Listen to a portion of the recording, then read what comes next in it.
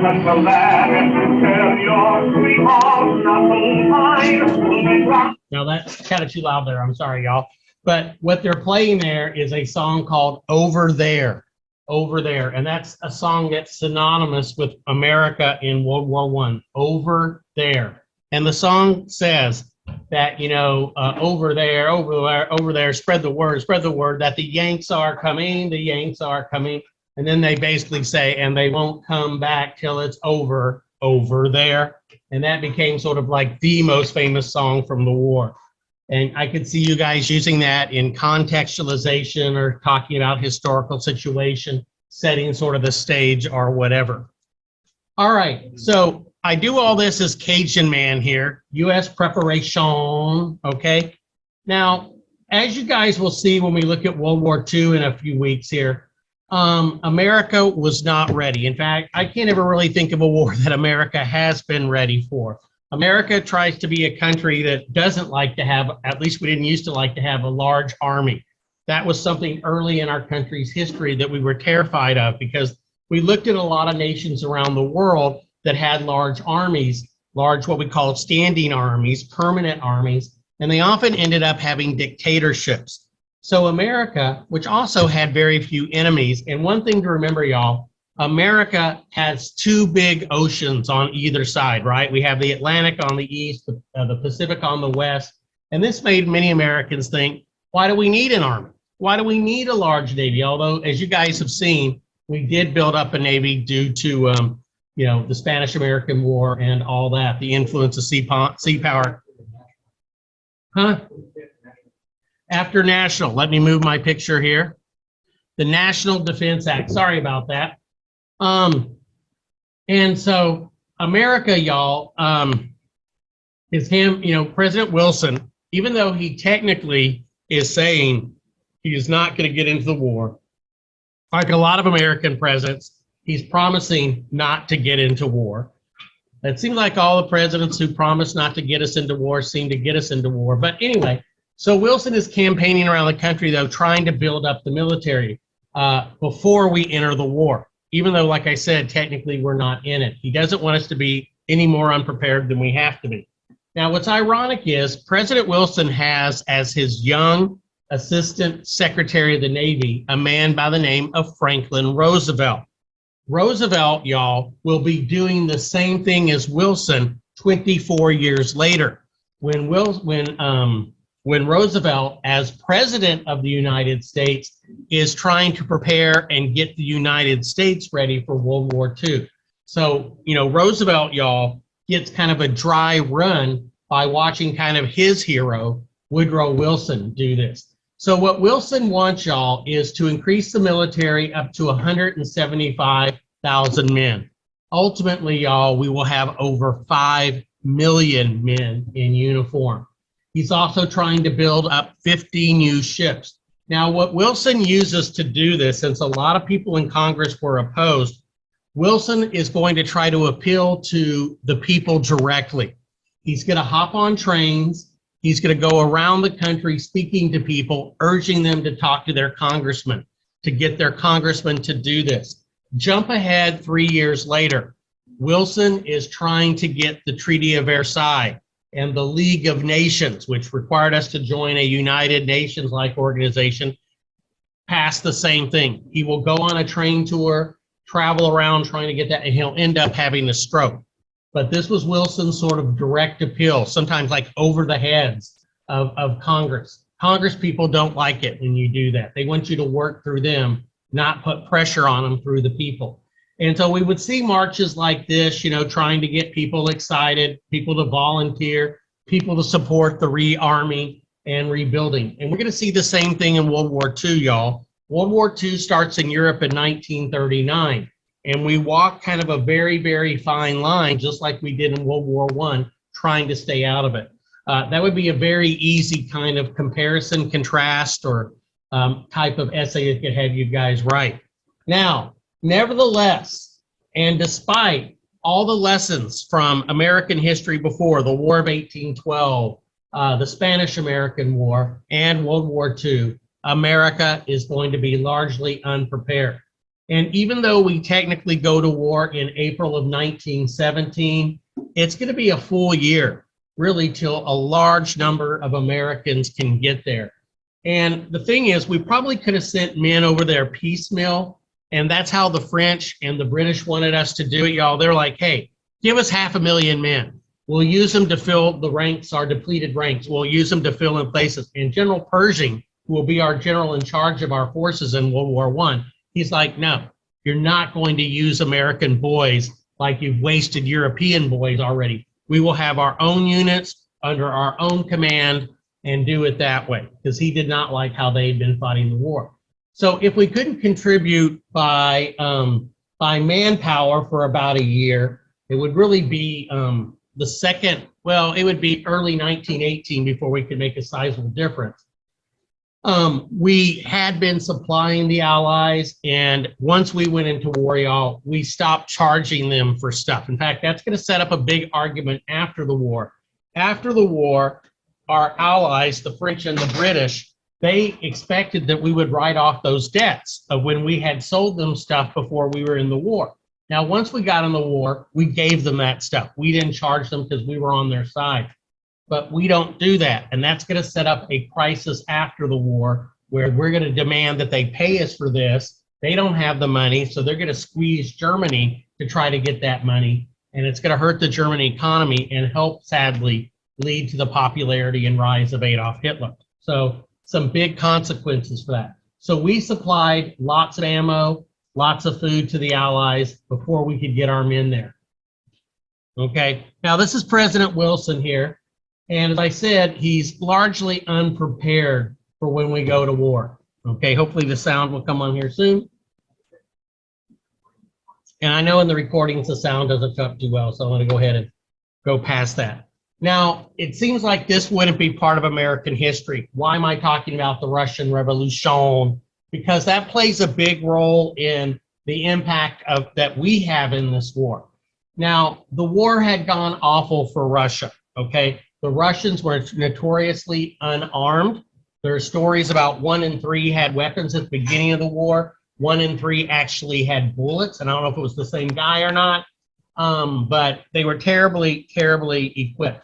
And so the Russians, y'all, did one thing during the early part of the war. That was lose battles and surrendered tens of thousands of men. It was just awful.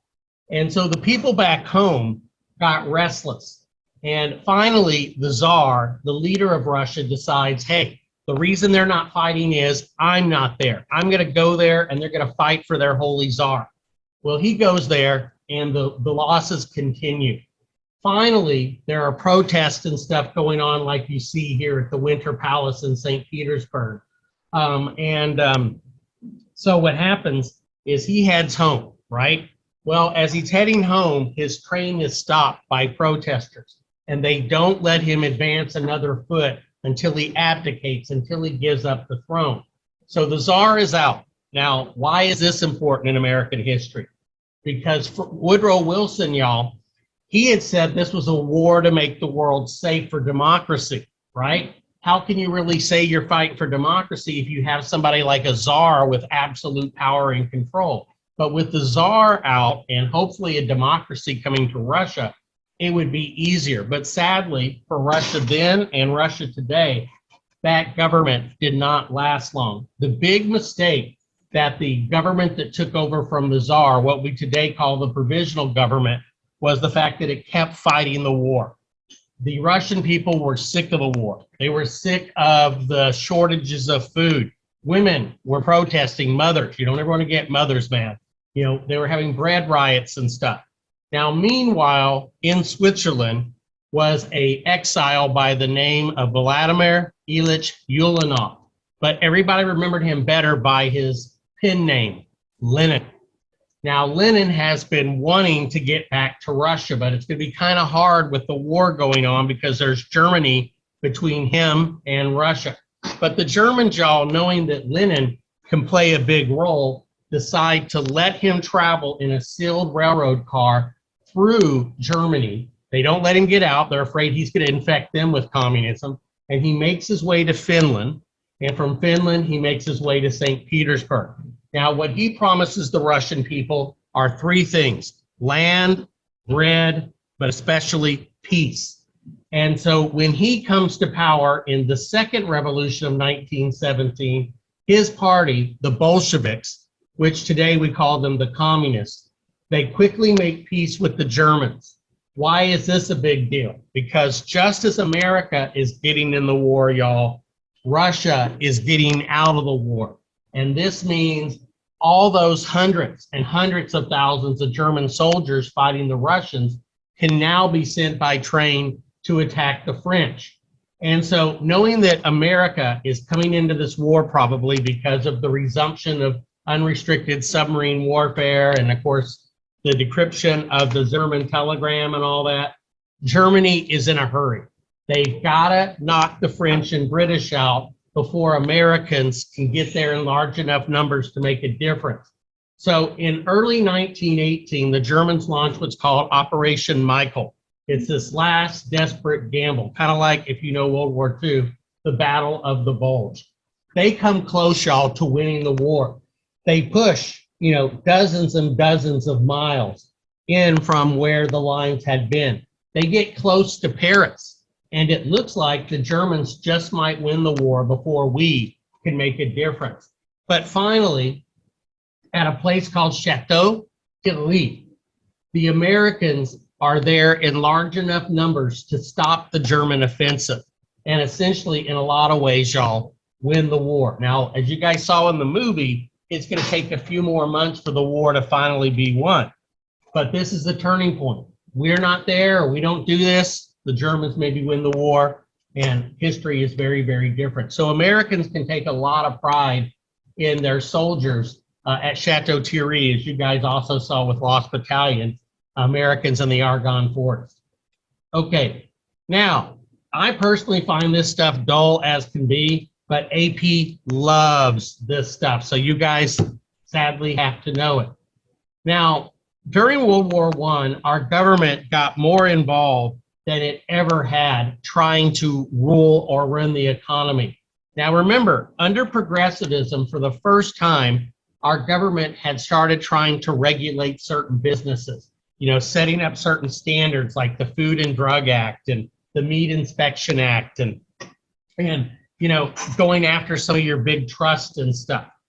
But never before had our government began to exercise more control. Now, one thing you guys will notice as you study history, you'll see it in World War II, you maybe even see it today. Anytime our country feels threatened, whether it was after 9/11 or during World War II, during the Civil War, Americans are willing to put up with more attacks on a lot of our freedom, right? You and I will let the government get away with stuff that we probably wouldn't have. We would have never allowed the government to do to the economy what it does in World War I and what it will do in World War II. And that's why this could be a good example for contextualization if you guys have to write about the New Deal and the Great Depression. Because in a lot of ways, y'all, this was kind of a dry run, getting Americans used to the government taking control of the economy. But because it was war, we let them do it. Now, one example that you have here, y'all, is what's called the War Industries Board. Now, what this basically did, y'all, is raw materials that were necessary for the war effort were taken over by this guy. You don't need to know his name, Bernard Baruch, but he basically took over the control of raw materials. The government told businesses what they could charge, okay? We're gonna have the same thing during World War II, but even more so, where the government freezes prices, does all that kind of stuff. The government tells them, this is what you need to make before you make any of this, before you make any of this. And it was unbelievable kind of control. During the New Deal, you're gonna see something called the National Recovery Administration, the NRA, that's gonna do something similar like that. Now, also, labor is going to benefit quite a bit from the war. Now, remember, with the exception of Teddy Roosevelt's Square Deal, for the most part, labor had not gotten a fair deal. Usually the government, the Supreme Court, everybody sided on management, the owners of the factories. But during this war, we couldn't handle having strikes, y'all. If we're having strikes during a war and, we can't get our stuff made, we could lose the war.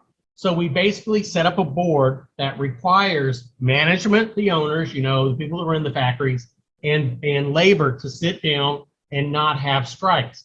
And labor finds that it's got a lot of power. We need them. And so they get higher wages. They get the 8-hour day, okay? And this is gonna set the stage for, once again, in the New Deal, when we set up what's called the National Labor Relations Board, which is going to also try to work with labor and prevent strikes and stuff. And it was relatively successful. Not very many strikes, but as soon as World War I comes to an end, y'all, there's gonna be like nationwide strikes, and it's gonna be crazy. Another thing that we did, and this affects you guys and me even to this day, during spring break a few weeks ago, you guys probably remembered when one Sunday morning you woke up and found out you had lost an hour, right? What you thought was 8 o'clock in the morning now was 9 o'clock. Well, what was that? Daylight savings time. And the reason they did that, y'all, is they needed to save energy. Most of America's electricity then was produced by burning coal. We needed coal for the war effort, for the ships, for the railroads, all those kind of things. So the idea was, if we jumped ahead an hour, people would be at work when light first happened. And that way they could work in the light. We wouldn't have to use so much electricity for light. They could work longer days. And we did it. What's weird though, y'all, is that we have kept this long. And I don't know if you followed the story or not, but there's been talk in the news about getting rid of daylight savings. A lot of people have talked about it. Yeah, maybe it will finally happen. Because, believe it or not, crime goes up, deaths, heart attacks, stroke goes up. People just kind of start freaking out.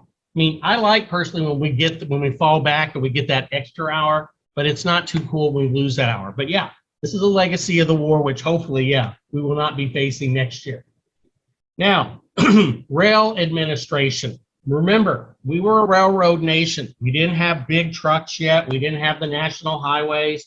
We didn't have, obviously airplanes that could carry things.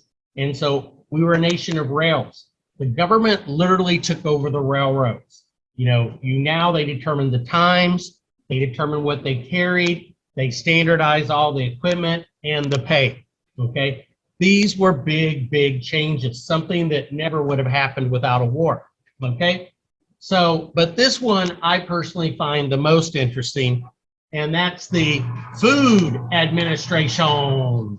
Food administration. Now, what's interesting about this is it's the first time most Americans hear of a name that we'll be hearing a lot more about later, and that's Herbert Hoover.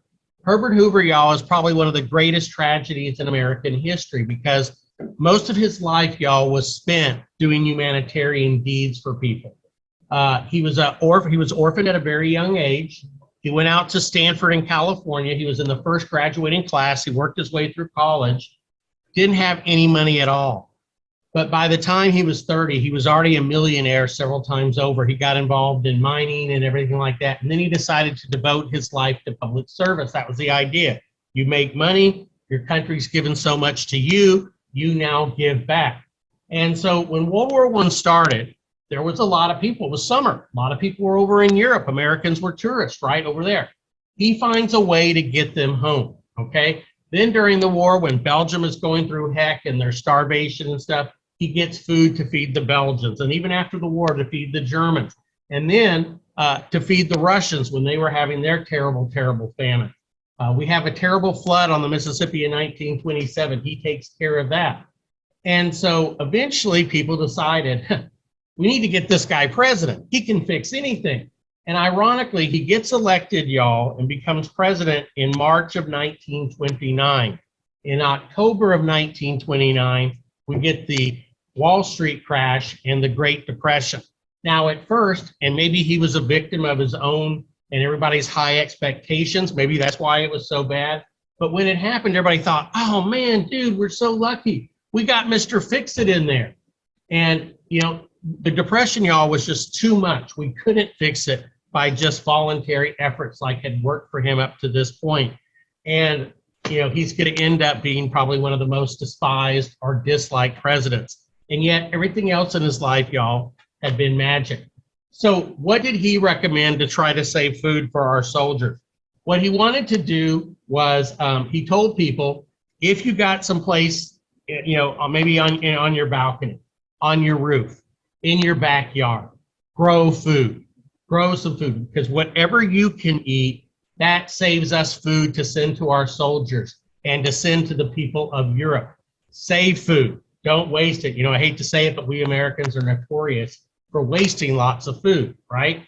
And so they made a series of posters to urge people to do this. Now, what's important to understand, and this only really occurred to me kind of recently, was that in World War I, they did this by voluntarism, right? They asked people, don't eat as much food, save your food, don't eat certain foods on certain days, and Americans did it. By the time World War II comes around 25 years later, guess what?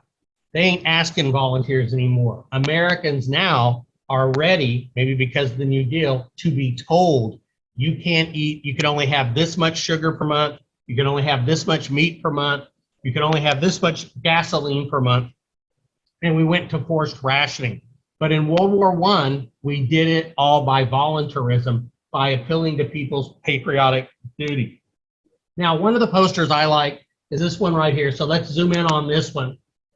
Now, in this poster here, who is the audience? Who are they appealing to here, y'all? This would be a great poster to do sourcing of the audience on. Immigrants, exactly. How do you know they're immigrants? Bingo, exactly. They're looking at the Statue of Liberty, and that is the sign that they've reached America. And kind of the way that they're dressed, they're carrying everything, and they're like waving at it. You see the ship back there. And so it's reminding immigrants here, food will win the war. You, immigrants, came here seeking freedom. You must now help to preserve it. Wheat is needed for the Allies. Waste no food, okay? And like I said, they use voluntarism, and they got people to voluntarily, y'all, like say on Monday, no meat on Monday. Just one day a week, we're asking you to give up meat. Would y'all do that? Maybe. Yeah, we could do that. Okay. Wednesdays, no wheat products. No wheat at all. You just no breads, no cereals that have wheat in it. Cool. You know, and so one day a week, you would give up stuff. And this would, of course, increase the amount that we had for our soldiers. It also had an extra kind of impact, too, that people hadn't predicted. Anybody know what malted barley is used to make? Beer, right? Beer. Now, people also use wheat to make wheat beers. Some American beers even use some rice and other adjuncts and stuff like that. But the main products in beer are barley and wheat and things like that. So, if you want to be patriotic, what should you do? Drink less beer, right? Yeah. And so you drink less beer and all that. And besides, who's famous for their beer? The Germans. So you're like, it's a double kind of thing. Being patriotic means drinking less. And ultimately, this would result in prohibition of alcohol towards the end of the war. Now, the next thing to talk about here, y'all, is what's called conscription or the draft. Now, when this war started, once again, we appealed to patriotism. Now, this poster here, the audience, I want you. What particular group does this man want, y'all? What age group would you say? 18 to 30 or so years old. He's not interested in Mr. D. You know, Mr. D is too old. So he's appealing to young people, or maybe he's even appealing to young women to put pressure. Because there were a lot of people, y'all, that if they saw you as kind of a healthy young guy walking around, they wondered, hey, why aren't you doing your part? Why aren't you in the Army? What's the matter with you? You ain't American?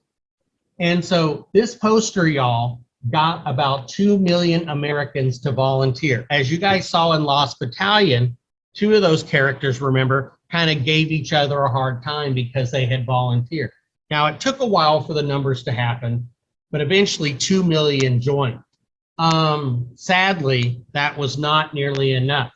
Now, just to remind you of these posters here, this is a poster from England. This is Lord Kitchener, like Kitchen with an ER.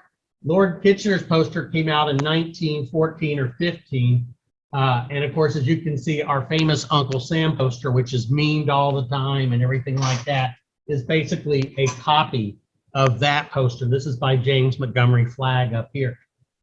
Now, in 1917, just after we went to war, President Wilson very reluctantly decides to invoke what's called selective service. It's a nice word for the draft. Now, only once before in our country's history had we had a draft. During the Civil War, we relied a lot on volunteers, but finally that wasn't enough. And so we started demanding that people serve in the war. Now, it did not go well at all. For one thing, there was lots of loopholes. During the Civil War, if you paid $300, you could get a substitute. So what does this mean? $300 back then is probably like, I don't know, $10,000, $20,000 or something today. Only the rich people could get out. So once again, poor people had to fight this war. And ironically, in the South, y'all, you could be drafted, but if you had like, I think it was 25 or more slaves, you didn't have to fight. So it's like they're fighting a war for slavery, but the guys with the slaves, they're not having to fight. Now, most of them did, but it was just the idea. So anyway, in the Civil War, when we tried to have a draft, y'all, there had been riots, especially in New York City, where we had what was called the New York City draft riots. 3 days, y'all, of protests, very violent protests by Irish people largely. The Irish, by being poor, could not afford substitutes. And so when they got drafted, they got angry. And sadly, they took their anger out on African Americans, feeling like they're the reason for this war. And I'm gonna go fight and get them free, and then they're gonna come up here as free people and take away my crappy job. And so they attacked, and it was the largest single protest and riots in our country. I mean, it made the thing that happened with George Floyd look like nothing, y'all. I mean, this happened, it was just awful. A good chunk of New York was burned down. So they were leery about doing the draft for World War I. Now, there were protests, but nothing to the level that happened then. Now, at first, it was 21-year-olds to 30. Remember, you could only vote if you were 21 years or older. Later, though, as we need more people, we drop it to 18 and raise it to 35. Now that Mr. D is long past 35, y'all, I think the draft is a great idea. I think we need to bring it back. Anyway, but the thing is, these men had to serve. Now, it was done by lottery. And we would continue this, y'all. We would get rid of it in the years between the war. We would bring it back during World War II. We'd get rid of it shortly. And then the Cold War, we would bring back the draft for men again, all the way through to the end of Vietnam War. Now, the Vietnam War finally gets rid of the draft because we felt like it wasn't really fair. You know, your richer kids, your better connected kids found ways to get out of the war. Whereas your poor kids, often minority kids at a disproportionate number, were the ones that had to go fight. And of course, lots of times get killed or wounded. Now, so how's the lottery work? Well, this is the kind of lottery Mr. D would win.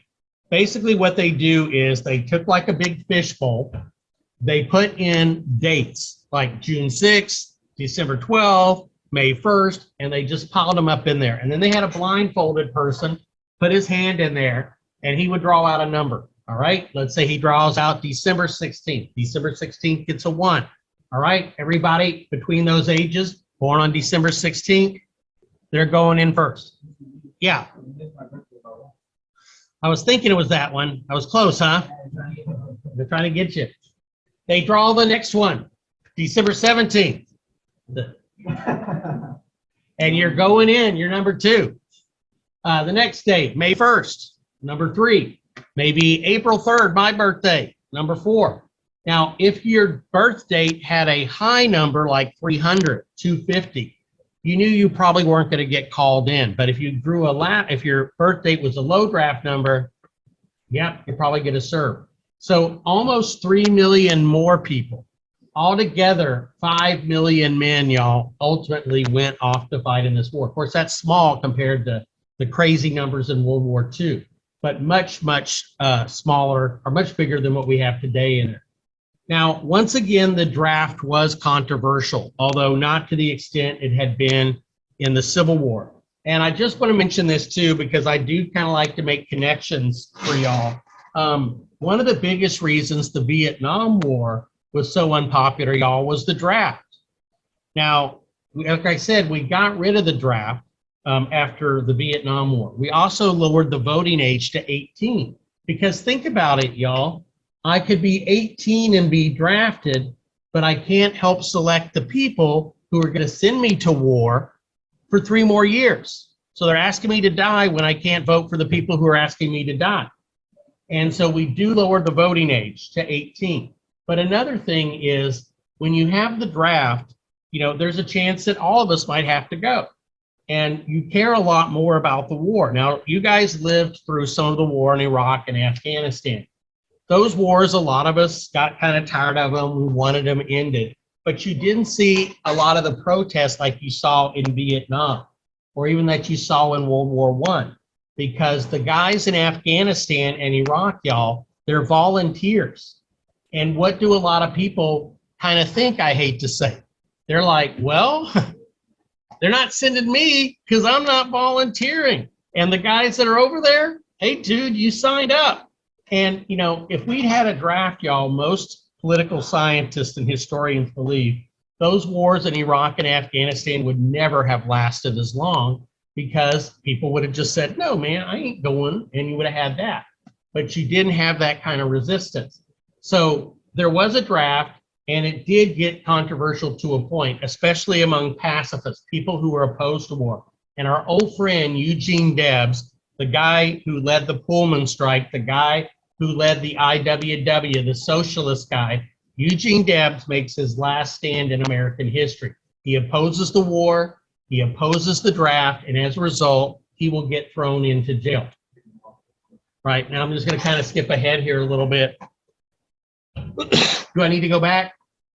I heard somebody kind of, okay. So Eugene Debs is one of the big men who opposed it. Also a man by the name of Schenck will oppose it. Some people pronounce it Schink, I think, or Skank, or whatever. It sounds like a funky name. Anyway, and he will oppose the draft, and he'll actually go to jail for it as well. But that's a whole separate case that we'll talk about another time. All right, financing the war. Now, if you thought that other stuff was boring, wow, wait till this. But once again, AP loves this stuff, okay? Now, once again, this is a great poster to look to for audience, especially for purpose. This is a great poster for point of view that you guys could use if you had it in a document-based question or something like that. What is the person at the top, y'all, there? Who is that, or what is that? It's a German soldier. How do you know he's German? He's got the pointy helmet. Remember I told y'all that would be useful? All right, let's zoom in on this dude. Oh, we'll come back to that in just a sec. Here you see the Liberty Bonds. I'll talk about that in just a sec. This is a parade where they're trying to raise money in New York for the war effort. So you have a parade, you go to the parade. There, of course, you're expected to buy bonds. Now, what's a Liberty Bond? It's basically you and I use our money, we loan it to the government to fight the war, and then when the war is won, years later, they pay us back with interest. You still can loan money to the government in what's called treasury bonds to this day. You're never going to get rich off of treasury bonds, although they did pay for my first wedding. Yeah. I bought them when I was in, what, 5th or 6th grade, and kept them until I was, what, about 30? And they paid for my wedding. But anyway, all right. Now, so anyway, these were called Liberty Bonds. And I put on here largely false atrocity stories. I don't want to say they were false, but they were really exaggerated. Germans did do terrible things to a lot of the people in Belgium and in northern France. Obviously, nothing to the extent that they did during the Holocaust of World War II. But they shot innocent civilians. They did some awful things. And of course, it was the fact that they had done some of that that allowed the propaganda stories to be built around it. And before the propaganda stories were over, y'all, there were stories about German soldiers stabbing babies with their bayonets and tossing them around like, you know, they're bales of hay or something, okay?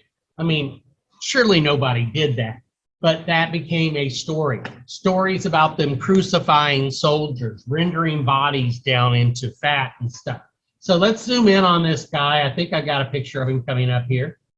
All right, maybe that comes up later. But so the way it works is, let's say I give the government $50. They give me a piece of paper that says, we owe you 50 bucks. And in 5 years, 10 years or whatever, we'll pay you back the 50 bucks plus maybe another 10 or $20 in interest. And to do this, y'all, they used American celebrities, although he's actually British. They used Charlie Chaplin and they used other actors and actresses. They would hold rallies to try to get people to come there and donate. And then, of course, we also printed a lot of money. Now, this is one of the little silent films, because they were silent in those days, that you would see before you saw a movie. That's obviously supposed to represent Statue of Liberty, eh? Who's that guy? That's the German, the Kaiser, right? He's trying to take liberty away.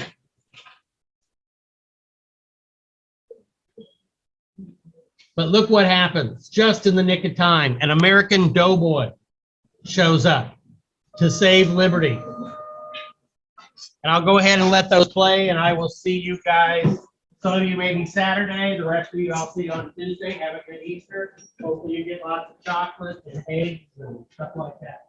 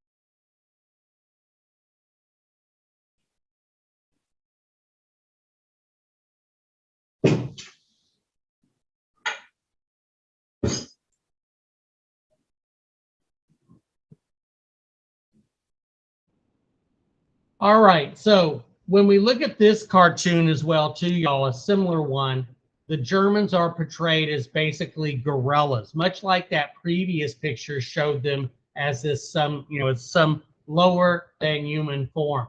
So it says, destroy this mad brute.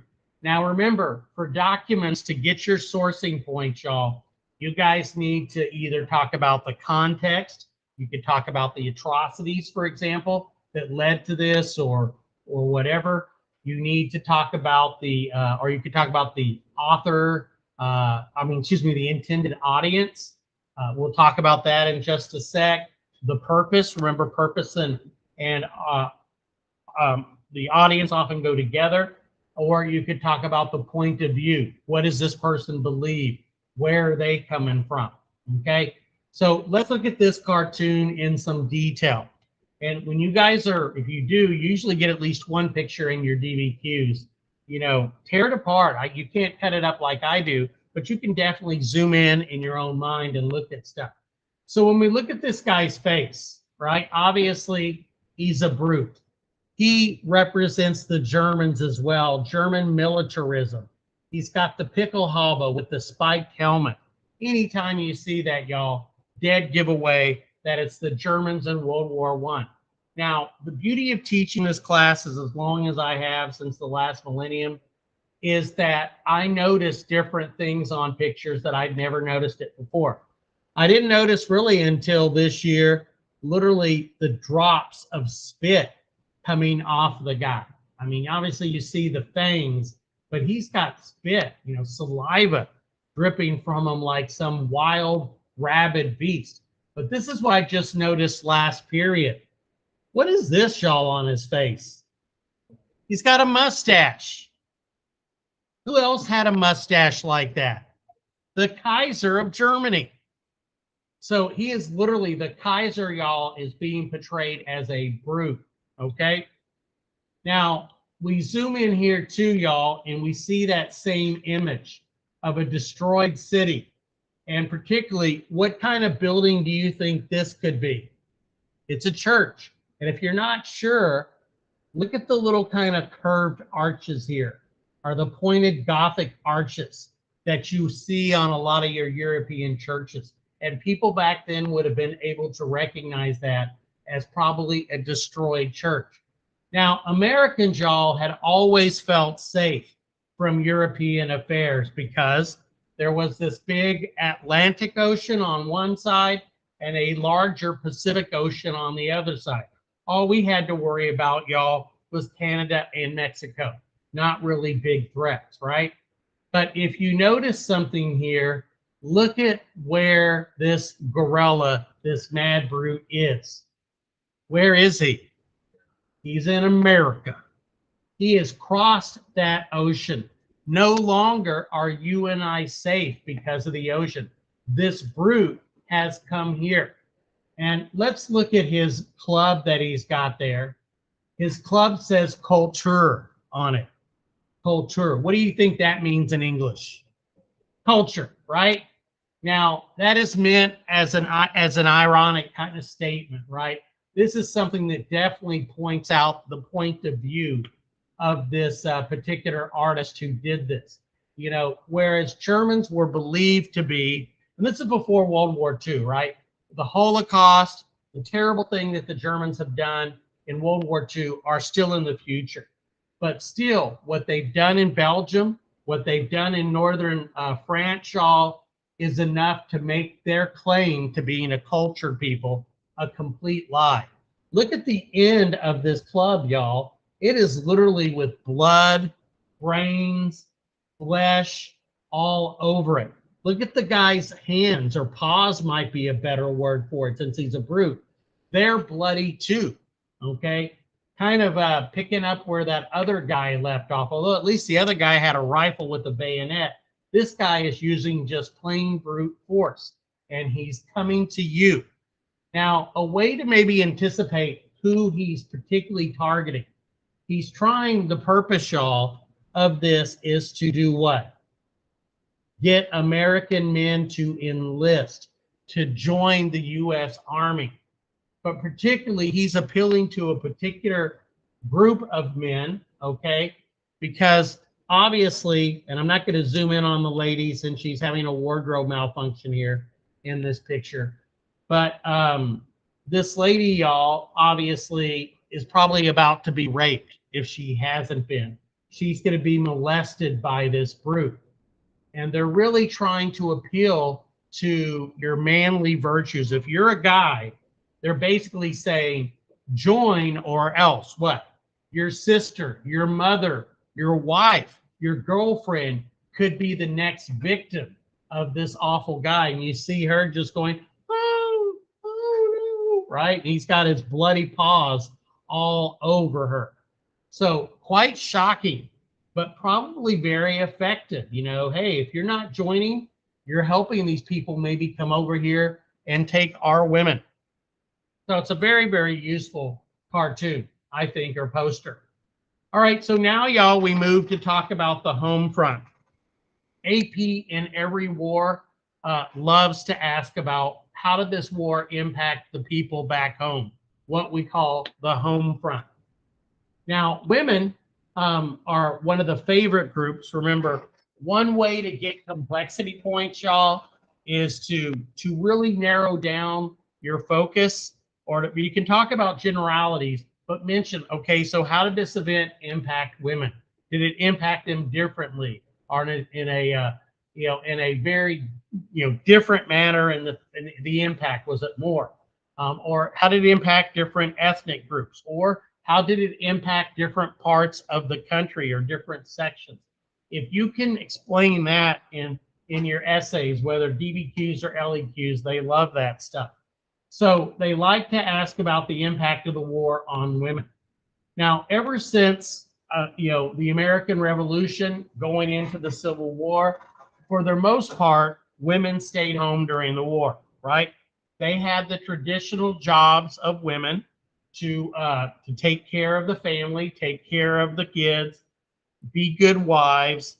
And if the family had a business, if the family had a farm, that was their job to keep that running. And indeed, that's what most wives did during World War I. But if you go back to even the Civil War, we began to start seeing women working in the war factories. Now, this is actually a British poster, but it's of course encouraging women to work on artillery. Now, you guys saw the movie Lost Battalion, and you saw the terrible trench fighting and everything like that. But World War I was mainly an artillery war. More people died, y'all, as a result of artillery blast than anything else. So notice it's saying here, on her, their lives depend. In other words, she better do her job. These women munition workers. And this could be quite a deadly job, y'all, because these shells could explode. The biggest thing that women did during the war, and World War II, y'all, with Rosie the Riveter, remember the "we can do it" thing that we saw at the beginning of the school year? A big thing, y'all, was for women to work in the factories, and that way men would be freed up to go serve in combat. Up to this point, y'all, I mean, really up until y'all's lifetime, women were not allowed to serve in combat. There were beliefs that the women were not physically able to do it.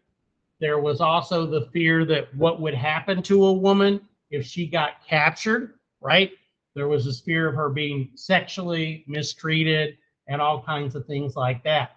During Desert Storm in 1991, we let women fly in combat for the first time. And one woman pilot got shot down and was captured, and a lot of people were very upset and worried about what was happening. I know it sounds sexist, but that's how people viewed it. But today, women can serve in combat in most fields, and that's only changed in y'all's lifetime. So what could women do? Well, they could work in the factory. Some women served as translators. Some women served as stenographers, or basically secretaries, to write down stuff, speeches and letters, and then type them up. Women served as phone operators and did that. But as you'll see in this video, perhaps one of the biggest contributions of women were working as nurses. Women also, y'all, had to keep the farms going, and this could be particularly difficult, in some of the others, in the circumstances I'll show you. Now, this is what a war factory would have looked like. You can see it's almost all women on the floor there. Occasionally, you'll see a man. And notice, y'all, the men are in what role? They're watching them. They're the overseers. They're the bosses. And it's ironic, y'all, my neighbor who's catty corner from me, he's like 98 years old, okay? And during the war, he lived in Chicago, and he worked in a factory that employed women. And his job was basically to be their boss, to monitor their work. And that's what he did for most of the war until the end when he went and served. So it's kind of interesting how it's men being the overseers, but it's women doing the work. You can also see that they're using a lot of natural light. And this is the reason, y'all, we went to daylight savings time. Not so you and I would save daylight for when we got home. The idea was get the workers in the factory when the sun first comes up so that we can maximize the number of hours that they have light, which will make it easier and better for them to do it. Now, another interesting thing comes out of the war, and that is the ideal woman. Now, pretty much, y'all, since America's founding, men's idea, and perhaps women, if they wanted to please men, their idea of the perfect woman had been a woman with long, long hair, often piled up on her head like a little hair helmet, wearing tremendous amounts of clothes, right? Having a dress, a petticoat underneath it, a corset, lots and lots of fabric. I mean, you could actually measure the fabric in square yards that these poor ladies had. But because of the war effort, the desire to save on material, and this is duplicated again during World War II, y'all, the dresses start getting lighter. The dresses start getting shorter. Like if you look on this lady here, you could see her ankles. Believe it or not, you wouldn't even have been able to see the ankles before the war. And by the time the 20s come around, y'all, you're going to see a lot more. I mean, you're going to be able to see knees and stuff like that. The other thing, too, women's hairstyles change. Women start getting shorter hair because they had to cut it to work in the factory, because you don't want that hair to fall into the machinery or to get caught in the machinery and maybe tear your scalp off. So there's all kinds of interesting consequences. Now, these women are filling up shells. These are shells here that they will fill up with explosives. They look kind of like maybe an 18-pounder or something like that. And of course, after filling them, they'll fill them up in these boxes. Here it looks like you have a man back here, once again, overseeing these women workers. Can't imagine that kind of job. It'd be awfully dangerous to do what those ladies are doing. But that was a role. Now, in the fields, on the farm, women had to do the job of not just men, but as this picture suggests, sometimes even farm animals. Because if you look at England and France, a lot of the farm animals, y'all, were drafted too, right? If you've ever got a chance, y'all, to see the movie War Horse, War Horse really does a great job showing you the role that animals played in the war. If I ever get too happy, I'll just put War Horse on to bring me back down sometimes. You know, because it's pretty sad seeing what the poor horse goes through in the war. And so these women are literally pulling the plow themselves. When the U.S. ended the war, the country suddenly needed large numbers of women as much as it needed soldiers. Whereas men were needed to fight in the trenches, women were needed as nurses, as translators, stenographers, and switchboard operators.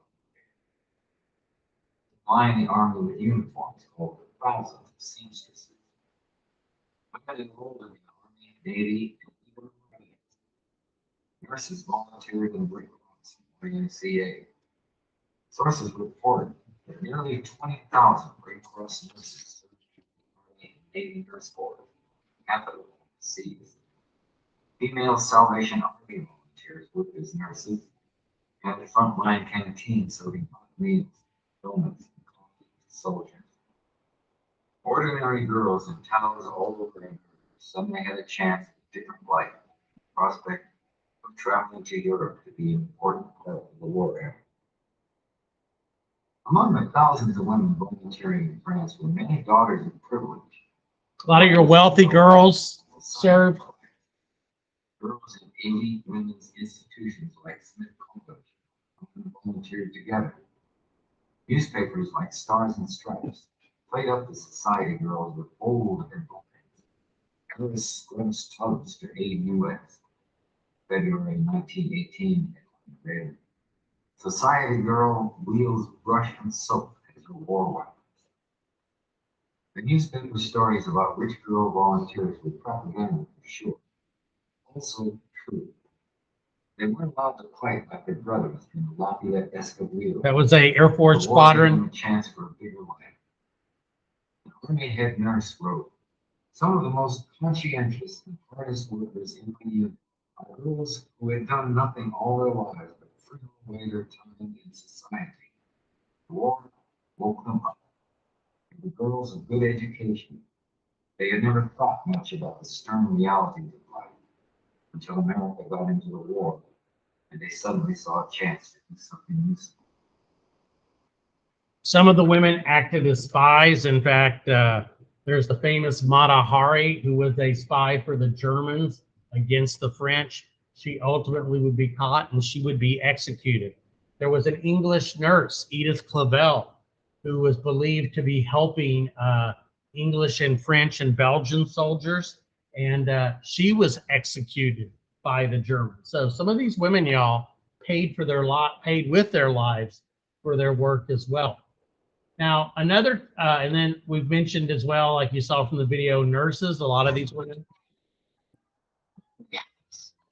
So a lot of these women, y'all, served as ambulance drivers as well. Here you see a British woman serving as an ambulance driver. That can be quite dangerous. Not only did women serve as ambulance drivers, but some Americans volunteered. And when we talked the other day, y'all, about the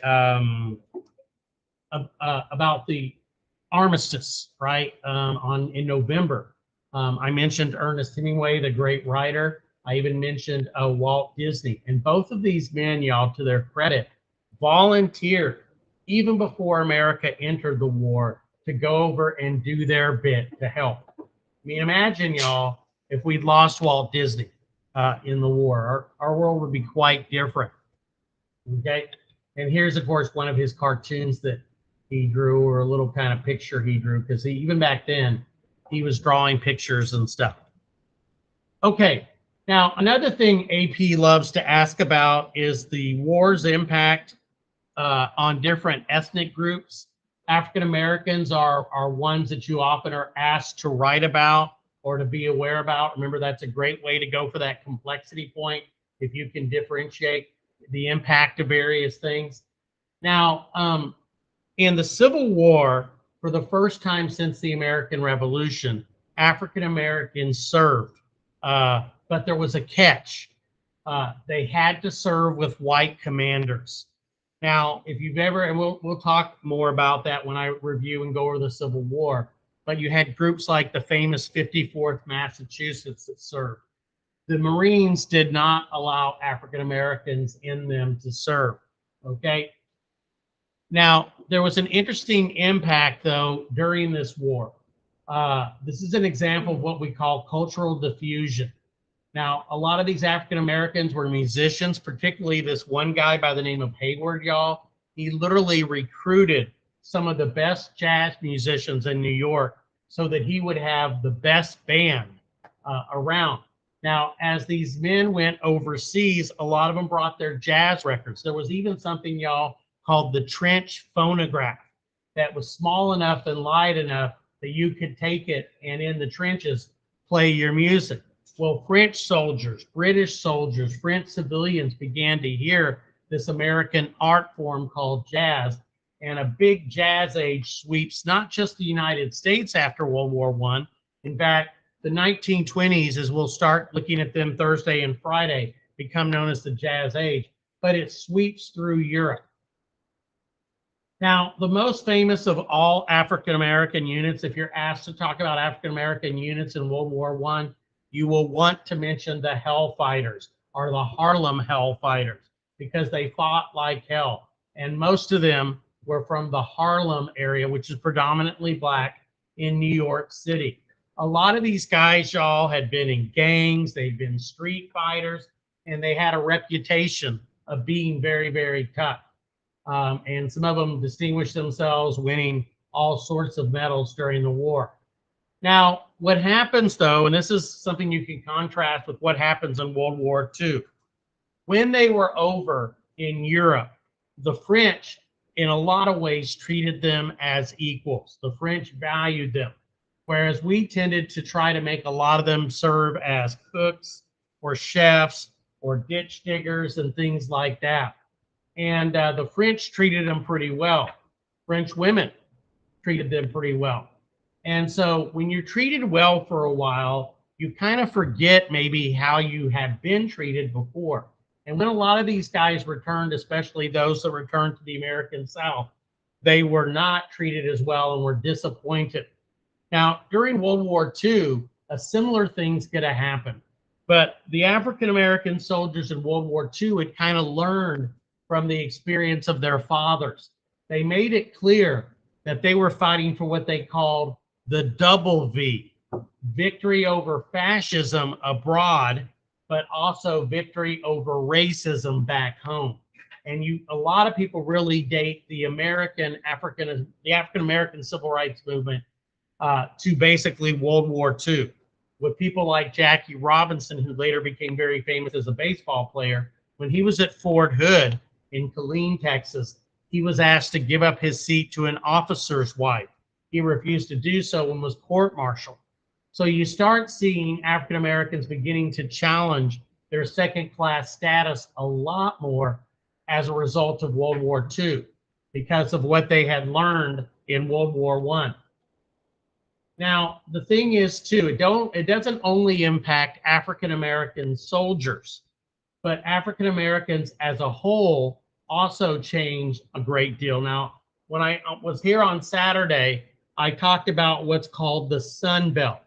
Now, during World War II and the years after World War II, we have kind of the opposite thing happen.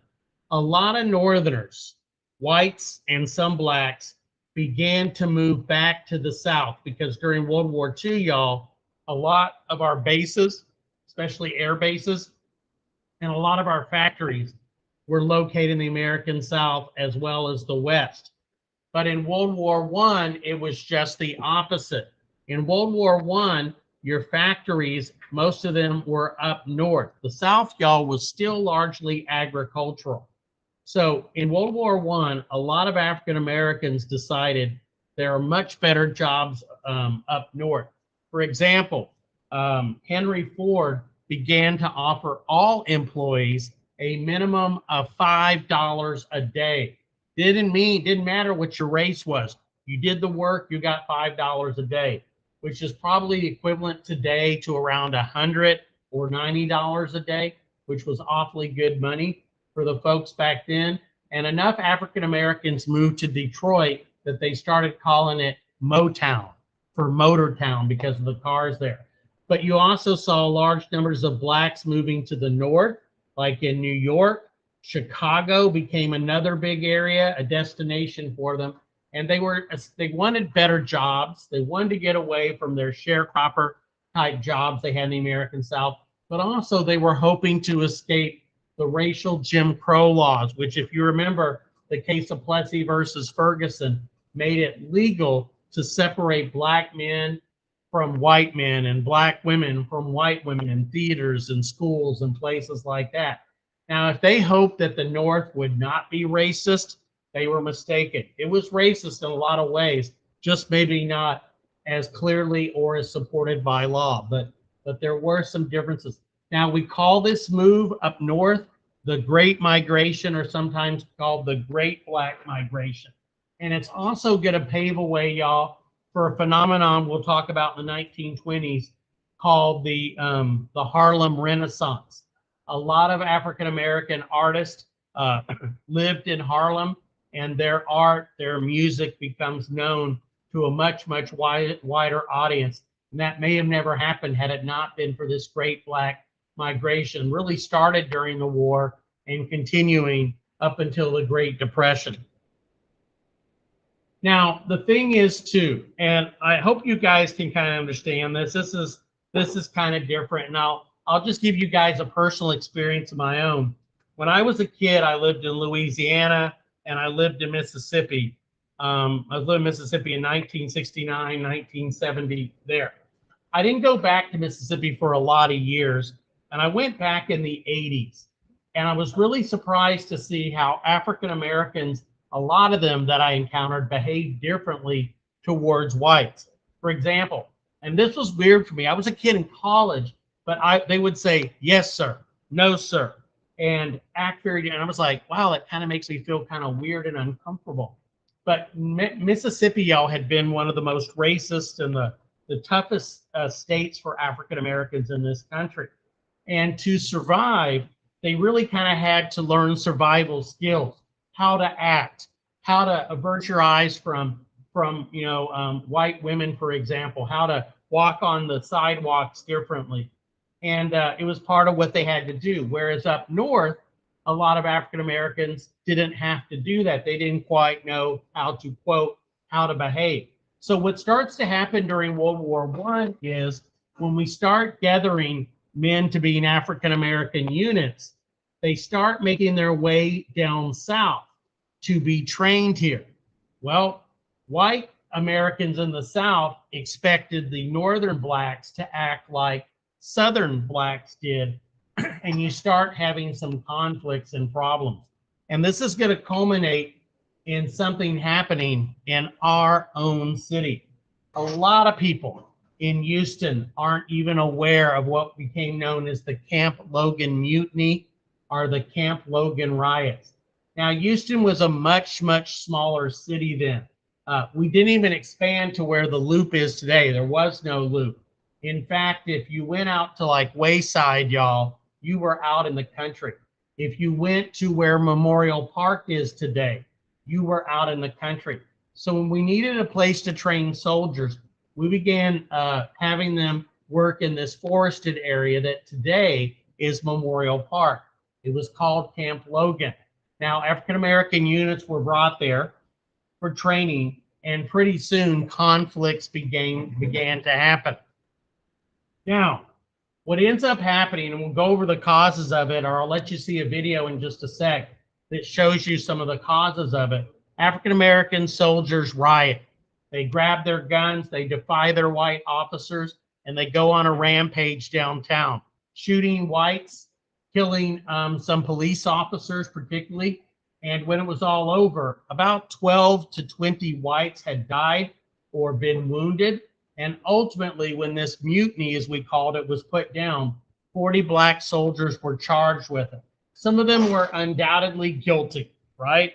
But there were some that were just in the wrong place at the wrong time that had not shot anybody. But there was a real rush to justice. Now, these 40 men were taken to Fort Sam Houston, which is in San Antonio. They were given a very quick court martial. And when it was all said, 13 of them were hanged. Okay. Now, I'm just going to fast forward here a little bit through some of this. Let's see here. Training. Local whites declared they would not stand for black soldiers, expecting to be treated as equals. This was down in South Carolina. The Army went back to Camp Hill on Long Island, where the other units were training. Discrimination continued. The unit reached France. The commander of the American expedition, General Pershing, made it clear that these Negroes were going to be laborers and not combat troops. They could be chefs, dock workers. Black combat units were out of the question. Even though Pershing had commanded black troops before the war, politically he was urged not to anger white soldiers and the press. Especially Southerners. The Army also insisted on strict orders that black troops were not to mix with French civilians. Not even a handshake in English. And to especially stay away from French women. Ooh la la. Most of the soldiers recoiled from months of dock workers. The U.S. Army didn't know what to do with them. The French did. By 1917, the French Army had practically bled to death. They had suffered nearly a million casualties, and there had been mutinies among the soldiers refusing to be sent into the slaughter. France already had non-white colonial troops on all borders of South Africa, from Algeria, Morocco, Senegal, and Vietnam. French soldiers accepted them as comrades in arms, even if they weren't considered equals in French society. They needed soldiers and did not care. 15th Heavy Foot became the 369th Regiment. The 369th were among the first American soldiers to fight in the trenches. They were in combat months before most of the U.S. Army. The French were impressed with the fighting. Maybe it's because the men were from the rough streets of New York, but observers saw something special about the hell. In close combat with bayonets and knives, they were unstoppable. The American press started changing its tune. One of the first combat heroes in the U.S. papers was Henry Johnson of the Hellfighters. Reportedly shot and attacked by a German platoon, Johnson was credited with killing at least 4 Germans with a knife and driving back the enemy. He was the first American soldier of the Olympics, being awarded Francis Croix de Guerre. Flattering pictures War heralding Cross. bravery and charisma started to replace those negative images seen in print just a year earlier. Many of these newspaper reporters started noting that the African American soldiers had the best spirits in the armed forces. That's his gas mask. It was noted by the French that one of the traits they helped fight abroad was urban fighting. In a war of charges in the open space between trenches dug through farm fields, the Harlemites specialized in fighting the Germans street by street in the towns and villages that the German army had captured and fortified for years. It was recorded that during combat, the French general gave an order to retire. Colonel Hayward of the Hellfighters said, "My men never retire. They go forward or die, and we are going through here or heaven. We don't go back." At the end of the war, Okay, so when they come back, they're given parades and things like we said, but things change. Now, we probably won't have time to see y'all packing up here, but I just want to mention some of the incidents that led to the Camp Logan riots, or the so-called Houston Mutiny of August 1917.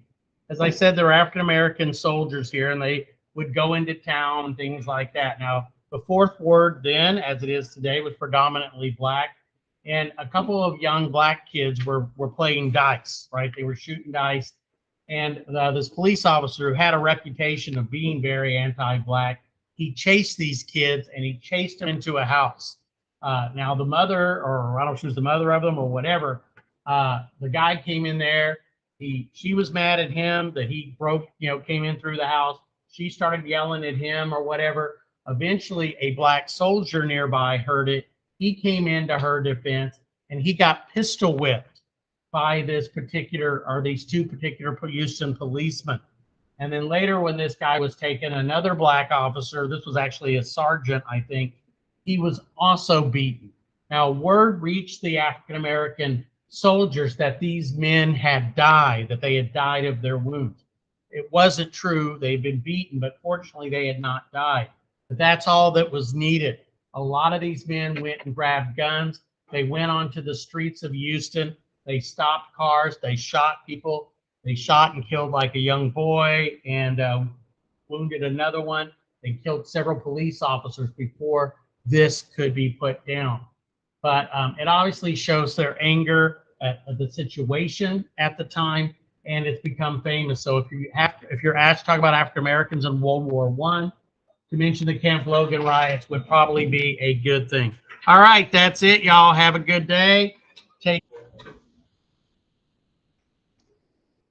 All righty, so we're recording this. Hopefully it will come out okay to have for people who are absent or whatever, for posterity, or my posterity.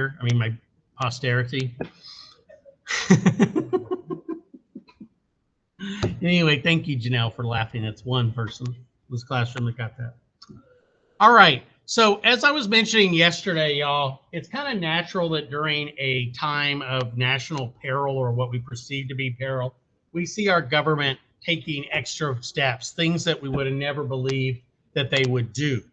We've seen it during COVID. A lot of people believe the government has kind of overreached in some of its dictates to you and me about what we need to do, closing churches, schools, whatever.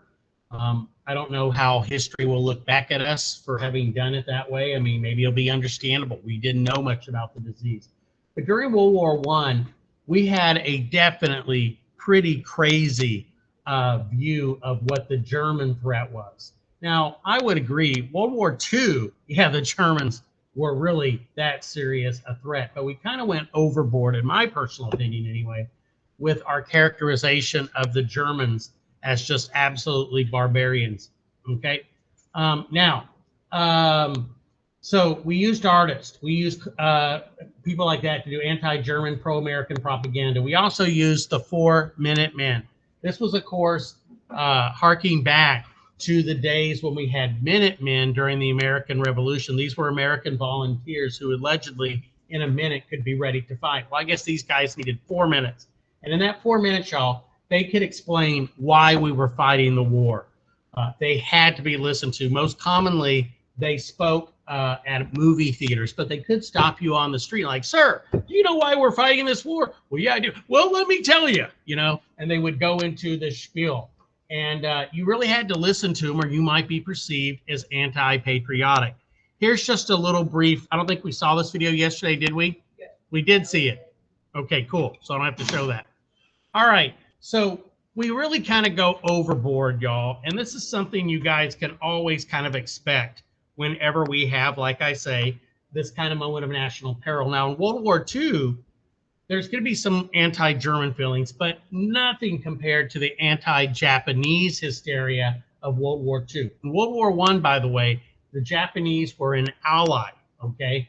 Now, the American Protective League is formed, and this American Protective League, y'all, is basically kind of volunteers. I guess we kind of call them Karens today, so to speak, whose job was to go out there and catch people doing wrong things, catch people saying unpatriotic things, spy on teachers, and all kinds of things like that. Now, they helped an organization called the Bureau of Investigation, and its young leader, J. Edgar Hoover. And that organization would ultimately morph into the Federal Bureau of Investigation, or the FBI. So the FBI has its birth, y'all, in basically, World War I kind of hysteria. Now, to be honest, there were German spies here. We caught them. They were legit spies here. There were also real German saboteurs who did try to blow up or mess up some of our factories, y'all. And so, as always, there was a little bit of truth there, but people took it, to another degree. Kind of like the same thing with the Second Red Scare. There were communists in the U.S. military. There were communists in Hollywood and in our diplomatic, departments and stuff like that. But of course, people took it and exaggerated that fear and used it. Now, they really mounted an anti-German thing. You got to remember, y'all, after English and Irish people, German people were our biggest immigrants in this community or in this country. And for example, you saw people smashing the windows, trashing the businesses of some German Americans. Some of those people, y'all, had been here, their families had been here for 80 years or more since the 1840s or so.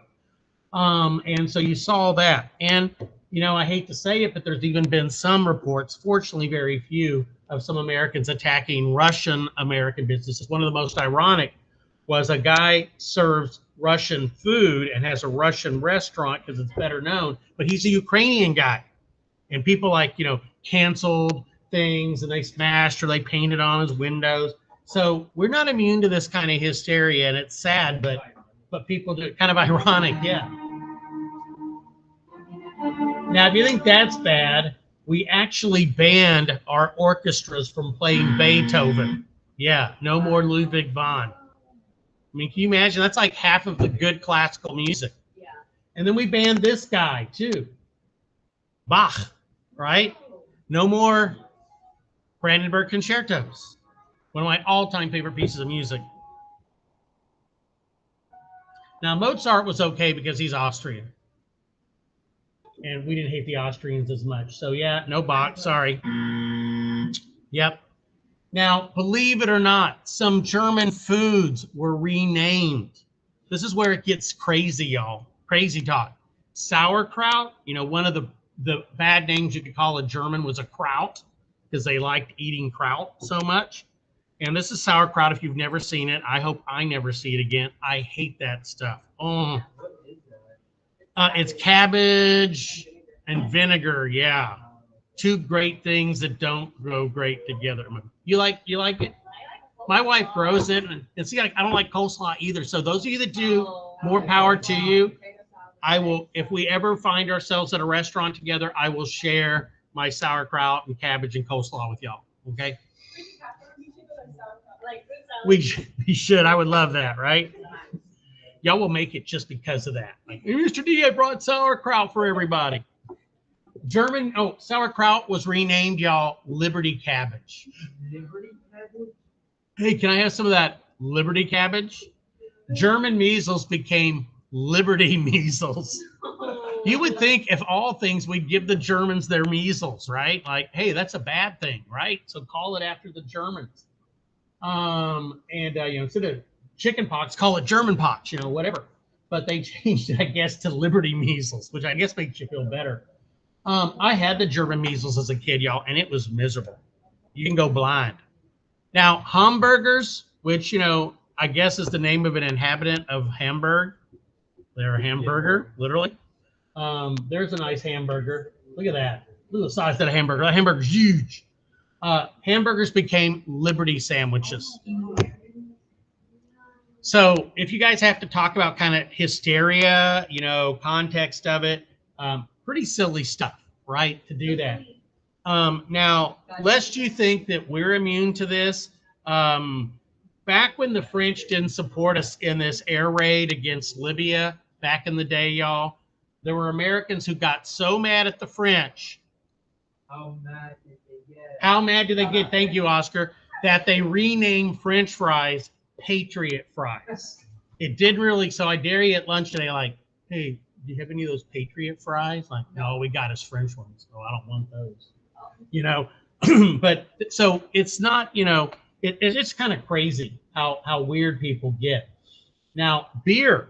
Now, when you think of beer besides Germany, well, no, besides Ireland, my great-great-grandparents' home, you think of Germany, right? Germany invented the style of beer known as lager beer. It's made in caves, or at least it used to be. That's what lager means. And it's one type of beer. The other type of beer is ale, right? Which is done differently. Well, most Americans, Budweiser, Busch, all those companies, y'all, made German-style lager beer. That became unpatriotic. You're drinking German beer.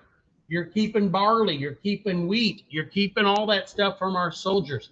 And this is going to be the final nail in the coffin, y'all, for alcohol. And it's going to lead to the passing of the 18th Amendment, which is going to ban the manufacture, the transportation, or the sale of alcohol. And that didn't get changed until 1933. So from 1918 to 1933, it was banned. And in fact, some places like Maine was the first state to ban it. But nationally, even if your state didn't vote for it, y'all, once you got 3/4 of the states to agree to it, it became the law for all the other quarter states, whether they wanted it or not. And go ahead. It still got reduced though, right? Obviously. Well, they did in little bits. Like, for example, we needed it for church services to make wine. A lot of people went to church. They also made it for some medicinal purposes, and they could make kind of like a very light beer. But people still made it at home. It's like, it's against the law to have drugs, so we don't have drugs, right? Yeah, right? People are still going to do it. If there's a demand for it, and people are going to do it. And what it did, y'all, it caused organized crime to really flourish and become a national problem because people still wanted the alcohol. And so it happened. Do what, Oscar? Did a black market like a rise? Yeah, it created a black market for it, sadly, like there is for drugs, right? Now, some Germans, y'all, had to go so far as to change their name so they wouldn't get grief. So, like, let's say your name was Schmidt. You would legally change it to Smith. Maybe your name was Braun, B-R-A-U-N. It became Brown, right? Felt became Filled. All these different changes because your name just sounded that. If you think that's kind of crazy, the king and queen of England, y'all, their family was the House of Battenberg, which was a German house. So they changed their name during World War I to the House of Windsor. And that's where that comes from because it sounded too German. And some of the Battenbergs changed their name to like Mount Batten because Berg in German means mountain. And so it happened in England too, but especially among the royals. All right, now probably the lowest moment came with the passage of the Espionage and Sedition Acts. We didn't really talk a whole lot about it, although I plan to on Thursday. Under President Adams, the first Adams, we had passed something called the Alien and Sedition Act. Now, most aliens, and by them I don't mean the guy that has like, the acid spit and everything and has the big head. I'm talking about immigrants, right? Y'all seen Alien, right? Okay, yeah, I just want to make sure. But anyway, aliens as an immigrant. Under Adam Shaw, it became much, much harder to become an American citizen. Why did they do that? Because most immigrants were voting for his opponent, Jefferson, and his Democratic Republican Party. And so they wanted to keep them from getting the vote. And so they did that. Also, under the Sedition Act, it became illegal under Adams to criticize the government. Now, we had the Bill of Rights already, y'all, but the Supreme Court didn't yet have the power of judicial review to strike down laws that were unconstitutional. And that was considered sort of the low point. Now, as I'd said before to y'all, during the war, during the Civil War, even Lincoln had suspended habeas corpus, your right to be basically informed of the charge against you. And he had people jailed who had the wrong political beliefs. I hate to say that about my favorite president, but he really felt like he had to do this or he might lose Maryland to the Confederacy. So he arrested a bunch of pro-secessionist journalists and politicians. Okay, come to World War I. We're very, very worried. And we made it illegal for criticizing the government's war policy. Now, you could criticize the government. You could say nasty stuff about Wilson all you wanted. But what you couldn't do is criticize the fact that we were in the war and how we were fighting the war. And if you did anything that was considered rebellion, or sedition. Sedition is when you go against the government, you try to hurt the government in some way, you could go to jail. And the biggest way to do this, y'all, was to criticize or try to find some way to obstruct the draft. Now, this wasn't just one of those feel-good laws that sometimes are passed and not enforced. This was enforced on a few people. Eventually, 2,000 people were prosecuted, and half of them actually did jail time under this act. Now, like I said, there was a real threat of real espionage. Germans had agents here, either imported from Germany or Americans who were of German background who agreed to help their former country. So there was some of that. But once again, we always get, and a great word for you guys to know if you don't know it yet, one that people love to hear is overzealous. It looks like jealous, but it's with the Z. If you're overzealous, you go too far, right? You're a little too excited about it. And this statue, or this cartoon, I should say, really kind of reveals a lot of people's fear about this overzealousness of this bill, which became a law. Obviously, what's happening in this picture? Liberty's light is being taken. The Statue of Liberty, right? Her official name is Liberty Enlightening the World. They even have it down here in case like you don't know what Liberty is. The Statue of Liberty, there she is. She's even looking kind of downcast, kind of sad, right? Maybe she does that in real life. I don't know. But anyway, so what is stealing her lamp? The espionage bill. So basically, freedom, y'all, liberty is being taken away. And it says, must liberty's light go out? This was a real fear. And obviously, this person's point of view would be somebody very opposed to the Espionage Act, opposed to the abuse of civil liberties that happen so often. If you have this on a test, y'all, this would be a great way for y'all to get some historical situation by maybe mentioning other times that this has happened, or this is something, that happens in wartime, and you could even connect it to Japanese Americans in World War II, maybe being, interned for, during the war. Now, once again, the last time we'll probably hear Eugene Debs. Seems like we've been talking about him for half the year. Remember, he had been the founder, the leader of America's Socialist Party. He had started out as just a labor leader, but when the Pullman strike was crushed by the military in Illinois, he went to jail. And in jail, he was radicalized like a lot of people are, like Fidel Castro. When he went to jail, y'all, he became a Marxist. Hitler, when he went to jail, well, he became a Nazi in a lot of ways. Well, he was already a Nazi, but even more devout. Which is, as I told y'all, that's how Germans tie their shoes, right? They're little Nazis. Yeah. Oh.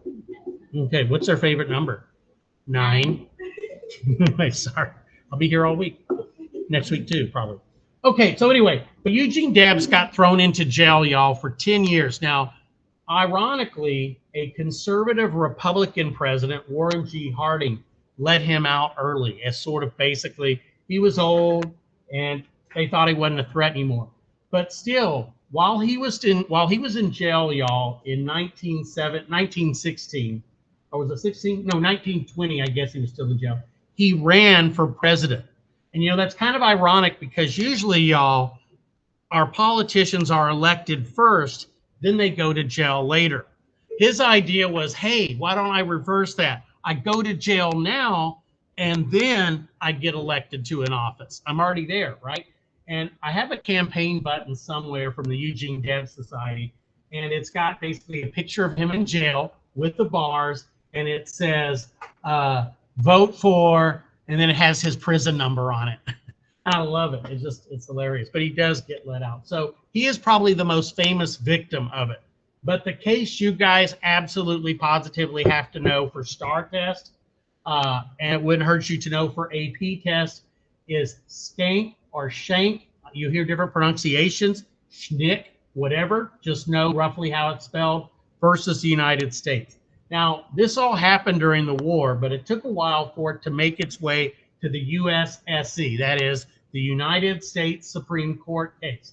Now, in this case, Schneck, who was basically accused, y'all, of distributing anti-draft pamphlets, telling people why they shouldn't support the draft, how they could avoid the draft, he was arrested and charged with sedition, right, for trying to, hurt the country's war effort.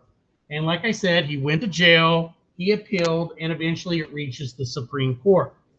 Now, this case is still relevant today. It is still in use today.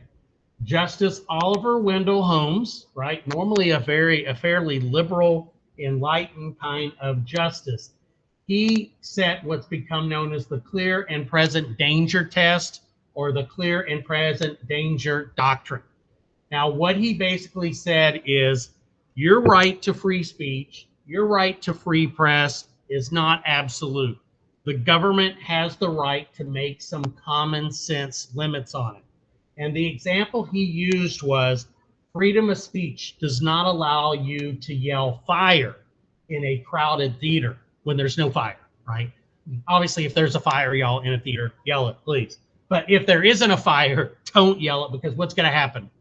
People are going to panic, right? People are going to get hurt. Yeah, it's going to be awful.